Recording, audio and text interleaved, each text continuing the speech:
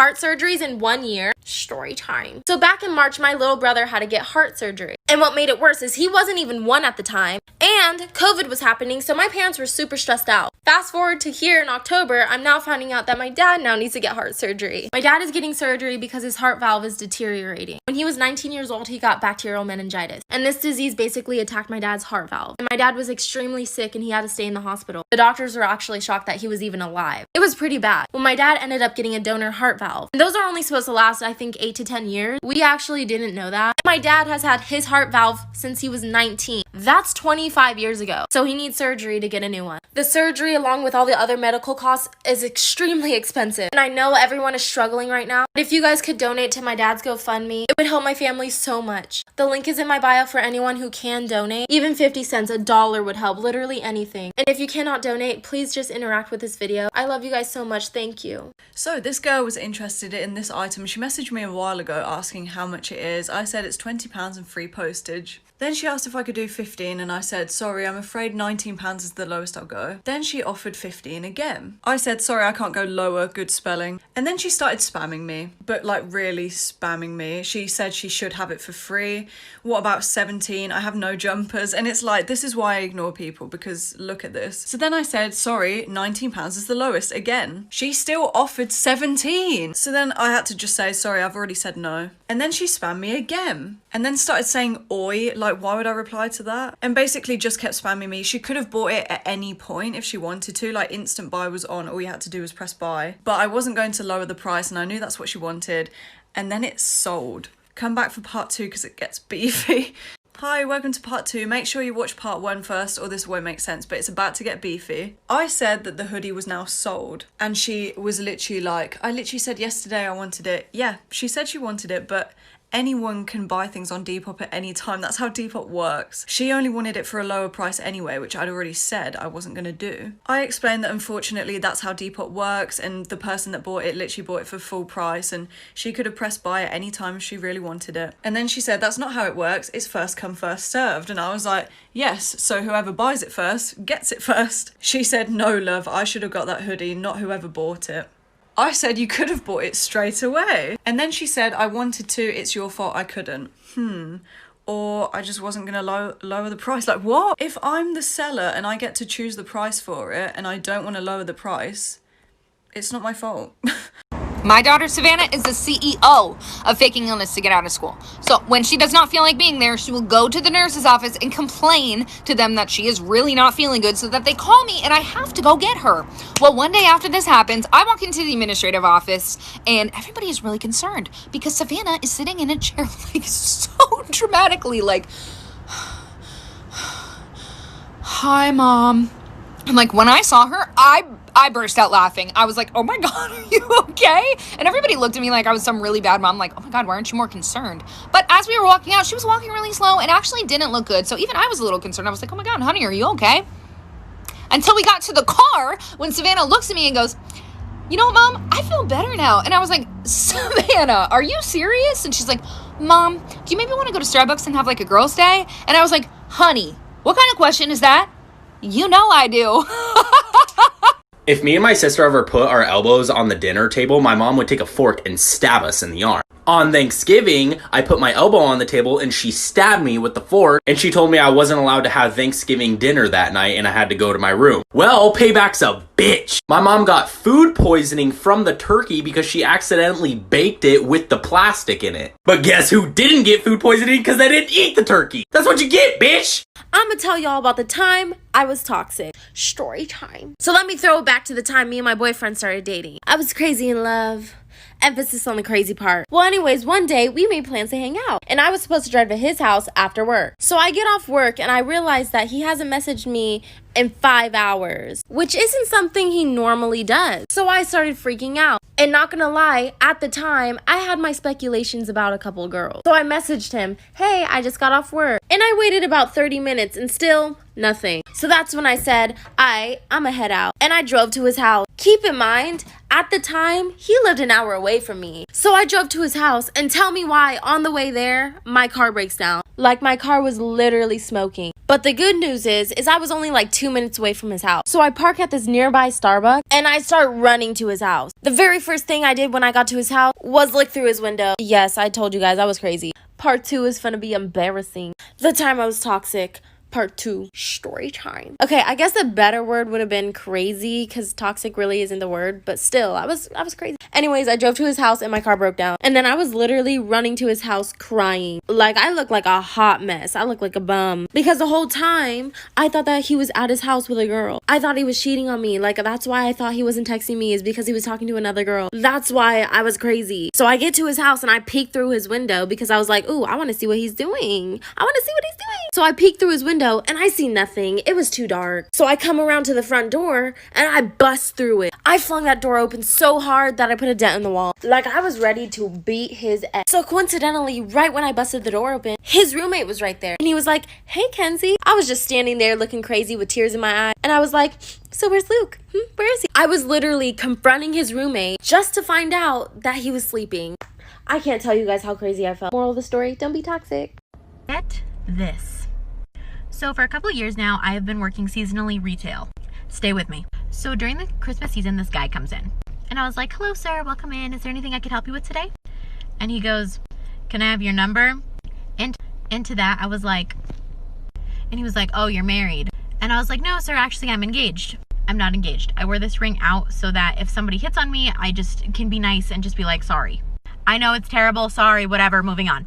So he was like, oh, it's too bad you're engaged because I'd love to take you out. And I was like, yeah, anyway, how can I help you? And this man goes, I'm actually looking for a necklace for my girlfriend. His girlfriend. Then he asks where the $50 and under section is. I was working at a jewelry store, a nice jewelry store. I said, unfortunately, there's only a few items in that price range. Showed it to him. He said, thanks, winks at me, and walks out the door. Somebody come get your man. Story time. So this morning, my son gets to take a board game with him to school, right? And so he goes and he looks in the closet. He picks out Jumanji, because we have the board game Jumanji. He goes and puts it in his backpack, and he goes and gets ready for school. Well, I go and grab my phone, and I pull up a 15-minute long sound effect that sounds like this. And I turn it down so that it's just quieter than regular conversation level, and I put it underneath a kitchen chair. He comes back in and takes his backpack. He can't hear it because, the dogs are in there walking around and stuff, and my wife is in there, and he sets it down in the chair right next to where I put that sound effect. And after a few minutes, he's like, I don't think that's the fridge, because he thought that it was the fridge making that sound, right? So then he bends down and he's listening at his backpack, and I was like, wait a minute, didn't you put Jumanji in his backpack? The look on his face, like...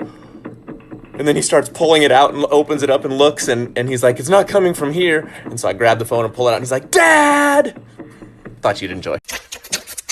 Story time. I did an agility test for law enforcement, right? There's like 50 people there waiting to do the course, and the instructor there was like, all your names are put in random order. We're gonna call you up so you can do the course individually. And I'm like, God damn it, I'm gonna wait for 50 fucking people before I go. The instructor looked at his board and was like, first person, Taylor Cernoli. And I was like...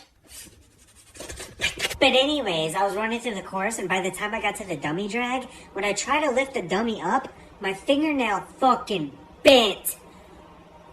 Oh, that shit hurt so goddamn bad. But anyways, I finished the test. I went to go pick up my bag near the group of people there, and one of the fuckers, he was pretty big, was like, so you had trouble picking up that dummy. And I was like, yeah, I hurt my finger, and I didn't even realize that I was flipping him off. And everyone around me was like, and I just played it off like, good luck, big chungus. Story time. So I just got back from getting my claws done, and I had the most chaotic experience ever. The beginning was a 10 out of 10. It was great. They gave me watermelon and cranberry juice. I was living life until they started doing my nails. So I'm getting my nails done, and then all of a sudden one of the workers gets stung by a bee, and everyone starts freaking out because she's allergic to bees. So everyone's just literally freaking out. And what made it even more crazy is the fact that they had The Exorcist playing on the TV. Can someone say spooky season? Anyways, the guy that's doing my nails took her to the hospital. which meant someone else had to do my nails. And the sweet lady that was doing my nails gave me nothing that I asked for. And to be honest, I was kind of bummed about it because these are my birthday nails. It was a little special, but I didn't say anything about it because, you know, I was kind of shy. So right as I'm about to pay, the guy that was doing my nails came back. He looked at my nails to ask me if I liked them. And then he was like, this is not what you asked for. I'm gonna redo them. So I spent a total of 3.5 hours at a nail salon, but I got what I kind of wanted. Anyways, click the link. So I have this neighbor who I've never spoken one word to at all. Every time I drive by in my car or when I had only a bicycle, I would ride by, we would just wave towards each other. That's it. That was our whole communication. And today I decided to go get some coffee from the gas station and everything, and I drive by and I see his garage doors open, we wave at each other, and I go get my cup of coffee, and then I also get him a cup of coffee so I can finally meet this guy who I've just been waving to for the past year and a half. I pull into his driveway and this older gentleman, this old man, got up, smile on his face, and I gave him a cup of coffee, and his daughter walks out and she tells me that he actually has autism, and his favorite part of the day is when I go to work or I come home from work and we wave at each other. That is his favorite part of the day. That hit me right in the heart. That made me feel so good. So just by a simple act of waving, I made somebody's day. Be kind to one another. Story time. So there's this one road in my town that everyone knows not to speed on because half the time there's usually a cop down at the bottom of the hill. Well, I live right off of this street and drive it every single day. Well, back in August when I was moving, I wasn't paying attention to how fast I was going, didn't see the cop at the bottom of the hill, and ended up getting pulled over. You know, the usual happened. He came up to the window and was like, "Ma'am, do you know why I pulled you over?" And I was like, yes, I do, because I'm a speed racer who doesn't know how to slow their ass down. He ends up letting me off with a warning, and I go on my merry little way.